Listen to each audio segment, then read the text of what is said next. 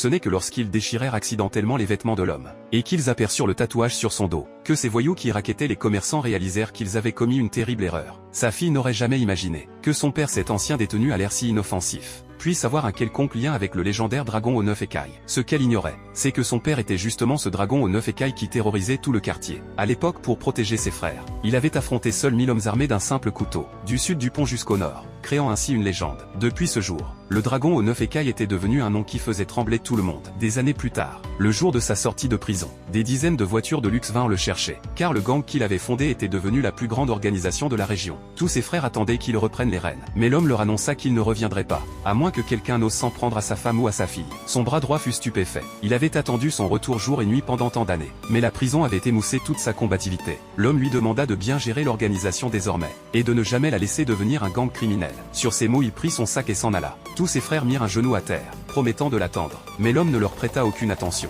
et rentra directement chez lui. Mais à peine arrivé devant sa porte, il entendit sa fille se plaindre à sa mère.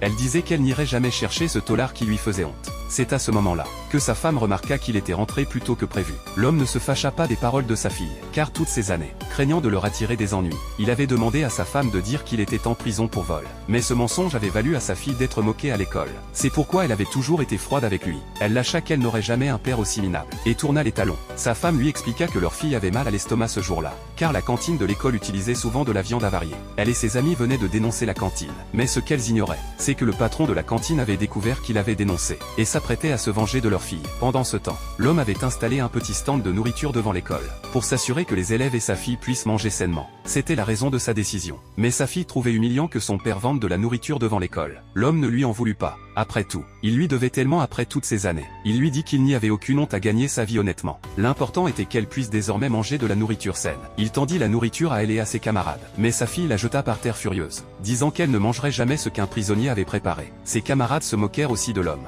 disant que c'était vraiment pathétique d'avoir écopé de plus de 10 ans pour un vol. Leur idole, le dragon aux 9 écailles, avait affronté 1000 hommes et n'avait eu que la même peine. Cet homme ne méritait même pas de lui cirer les chaussures. Puis ils s'apprêtèrent à partir.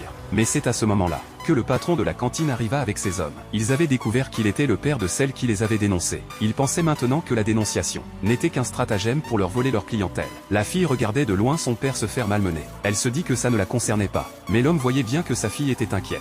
La voyant encore là, il n'osait pas riposter de peur de lui attirer des ennuis. Résigné, il se releva et s'excusa, promettant de déplacer son stand ailleurs. Mais ces voyous étaient clairement venus chercher les ennuis. Ils ordonnèrent à leurs hommes de saccager le stand. Voyant son père ainsi humilié, sa fille commença à avoir peur. Sa fierté la poussa à crier de ne pas aller trop loin. Mais ses camarades étaient terrifiés. Tout le monde savait que la cantine était tenue par des gens dangereux. Certains disaient même qu'ils avaient des liens avec des gangs. Les provoquer revenait à provoquer le dragon aux 9 écailles. Sa fille hésita mais voulut quand même intervenir.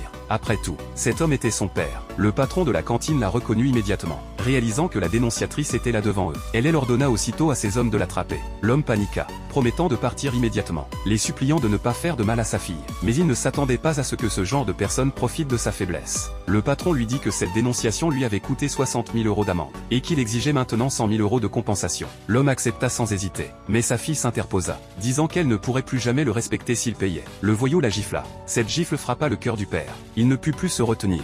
Il se dégagea des deux hommes qui le tenaient, et d'une seule main en projeta un à plusieurs mètres. Les autres se ruèrent sur lui, mais dans la bagarre, ils déchirèrent accidentellement ses vêtements. Quand ils virent l'immense tatouage du dragon aux 9 écailles sur son dos, tous restèrent pétrifiés.